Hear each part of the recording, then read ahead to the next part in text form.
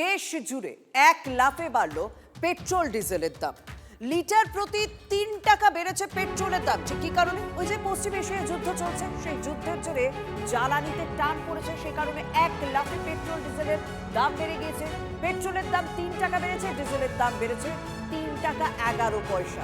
শহর কলকাতা এবং জেলার বিভিন্ন প্রান্তে ঠিক কতটা প্রভাব পড়ছে, কতটা সমস্যায় পড়তে হচ্ছে আপনাকে, কতটা সমস্যার মধ্যে দিয়ে যেতে হচ্ছে, এবং স্বাভাবিকভাবে পেট্রোল পণ্যের যেহেতু দাম বেড়েছে, নিত্য প্রয়োজনীয় জিনিসপত্রের তো দাম বাড়ার একটা আশঙ্কা থেকে যাচ্ছে।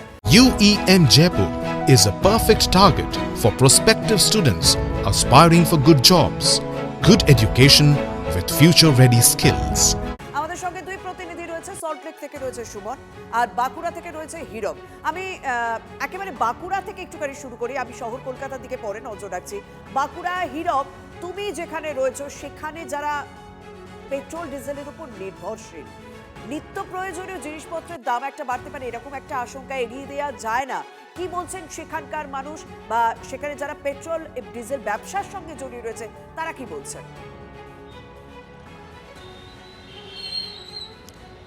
দেখো, পশ্চিম এশিয়ার যে যুদ্ধ পরিস্থিতি, সেই যুদ্ধ পরিস্থিতির কারণে এক লাফে অনেকটাই দাম বৃদ্ধি করতে বাধ্য হলো সরকার। এই মুহূর্তে আমি যে জায়গায় দাঁড়িয়ে রয়েছি, বাঁকুড়া শহরের একটি পেট্রোল পাম্প মাচানতলায়, সেখানে ছবিটা দেখাতে চাইবো। গতকালও এই পেট্রোল পাম্পে 105 টাকা 68 পয়সা প্রতি লিটার দরে তেল বিক্রি হচ্ছিল, এবং আজকে কিন্তু সেই জায়গায় তেলের দাম আমি দেখাতে চাইবো যে তুমি দেখতে পাচ্ছ 108 টাকা 97 পয়সা প্রতি লিটার সেখানে তেল বিক্রি হচ্ছে।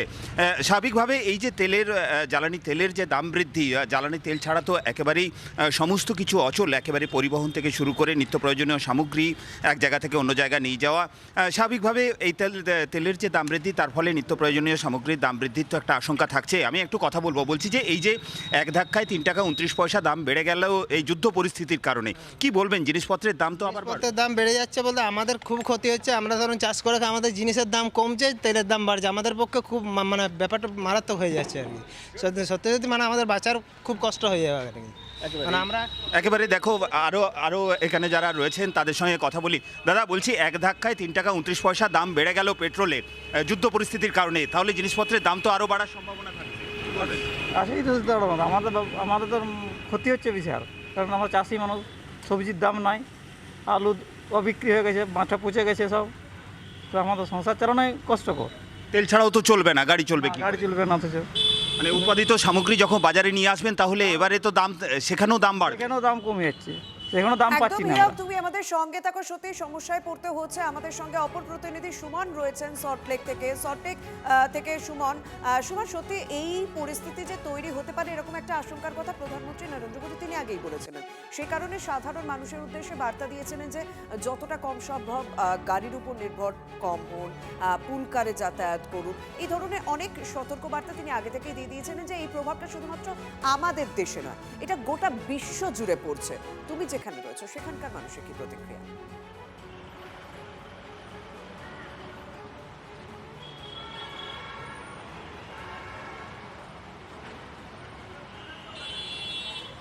দেখো, বিশ্ববাজারে অপরিশোধিত তেলের দাম ব্যারেল প্রতি হু হু করে বাড়ছে।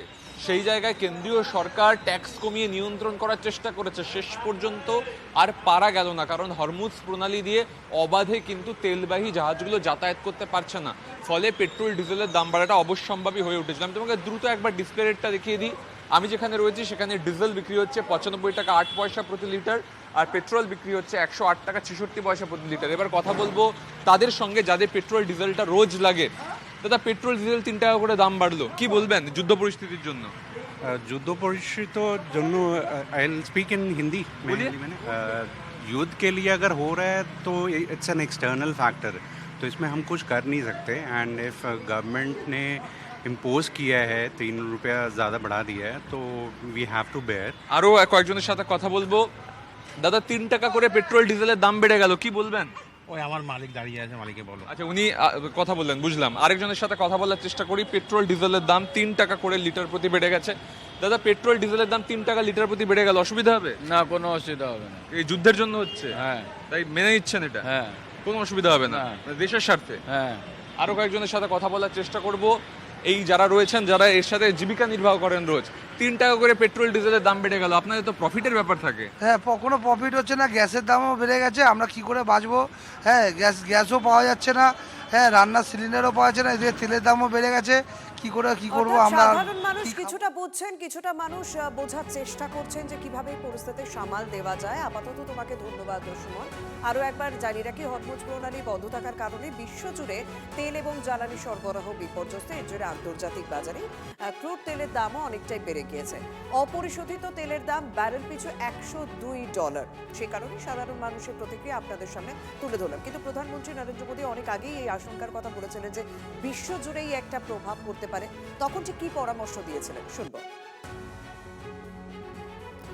हमें पेट्रोल डीजल का उपयोग कम करना होगा।